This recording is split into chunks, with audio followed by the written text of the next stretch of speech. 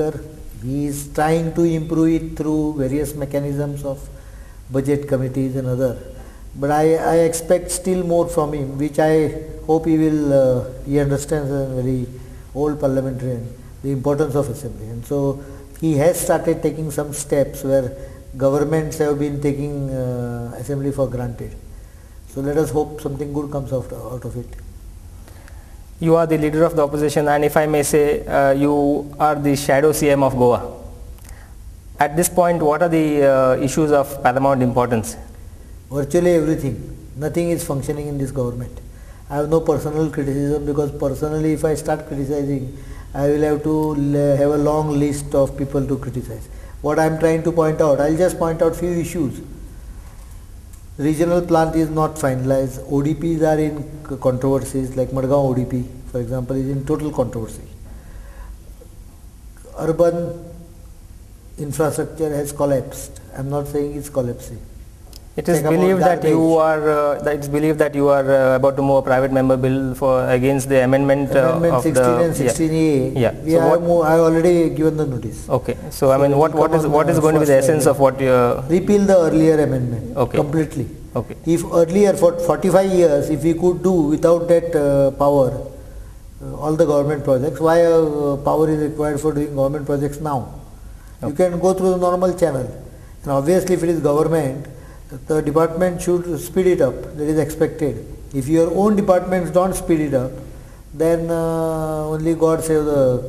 So basically, you are going to be asking for a repeal of the entire amendment and go back to the 16 old situation. So basically, these are issues: urban, whether it is urban, whether it is mining because of illegal mining. Let me be very clear.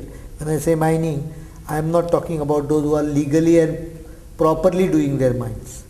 Those who are illegally and irregularly doing their mines, I am definitely against it. In fact, those irregular and illegal mining hurt the real players. They should also be with our concept, because we say that do regulated, legal, proper, environment friendly mining. But as you mentioned last time, you believe about 10 people from the ruling disposition themselves have become miners. They have become subcontractors, and some of them have started taking over mines now. So they are some right of them. From chief minister to other minister, everyone has interest in mines. And do you feel some of them are illegal miners? Definitely, that is the reason why they have been used. Some of them are illegal and some of them are irregular.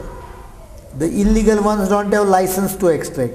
The irregular ones, the mine owner gives the contract to a minister or MLA because he knows that he, being a ruling side, he will be protected.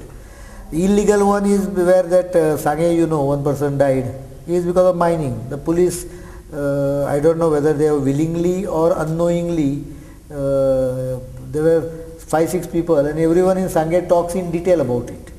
And police intelligence must have known by now who are involved. They should have investigated and found out. That is illegal. The irregular ones where there are licenses but the environment clearance have lapsed, or it is there but the required conditions are not followed. Those are done by ministers, and if someone comes, then the police force is used to quash the opponent. So that is how it goes on. What is your viewpoint on these outline developments? Do you feel the outline development plans have to be brought within the purview of the regional plan, and or do you scrap? I mean, whatever. If they are not in tune with regional plan, you can't have cities developing separately and the rural areas developing separately. In fact, even for regional plan, I feel that every village, when the plan is finalized, should be given what I say, by voting, not by Gram Sabhas, because the Gram Sabhas can be hijacked by few people. By voting, a right to veto a project if they want. So you mean to say you have a type of a referendum in every village? No, only at one time. On issue based. I give you plan, and then at least 10% of the people should give an application for having a referendum on a particular issue. The issues can be listed. If suppose a village has, for example, 75% land which can go for development, and out of that 40% is tourism oriented development, for example hotels and all that.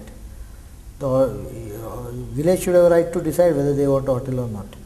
Only at the first stage, when entry point, or whether they should have 40% or 30%.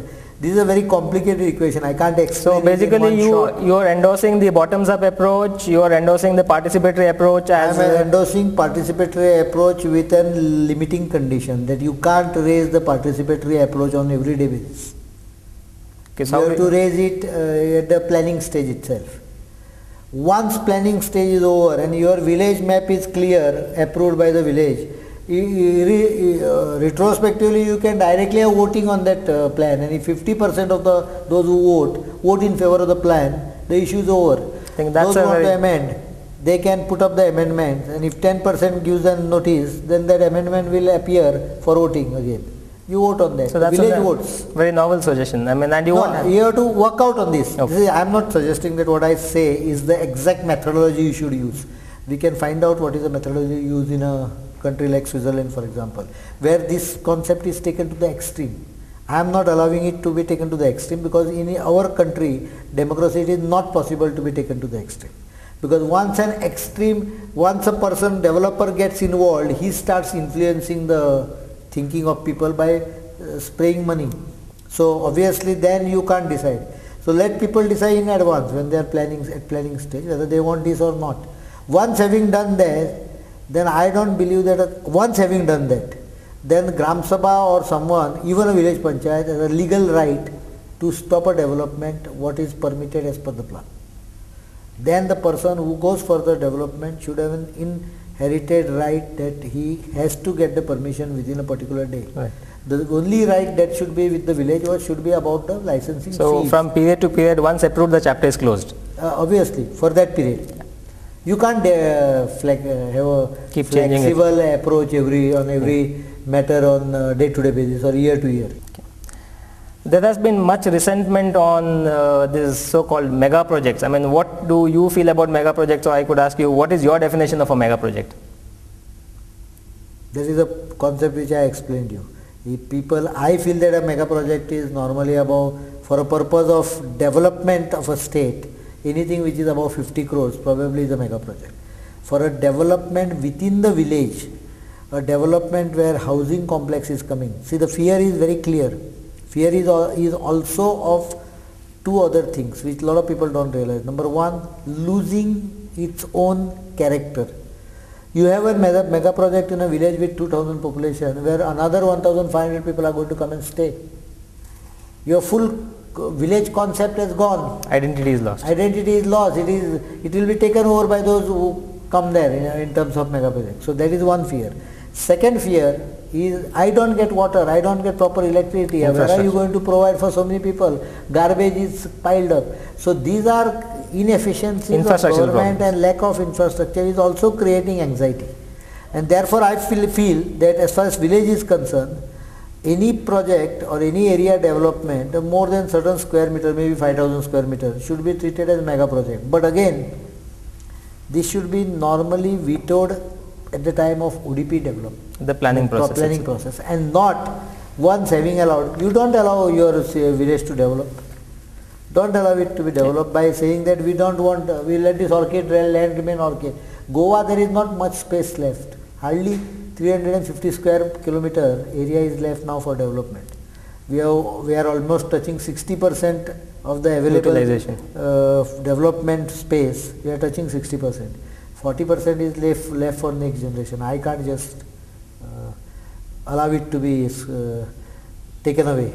So that next generation asks me, what did you do when this our freedom was being taken away or our right was being taken away? It is right of the next 10 generation, 20 generation. Mr. Parikar, what is your stance on the SEZ issue as it stands today? I mean, the government is messing it up. I don't know whether it is on purpose. I don't have any reason to believe that there is a purposeful mess by the government. It may be because of incompetency. On whose part? See,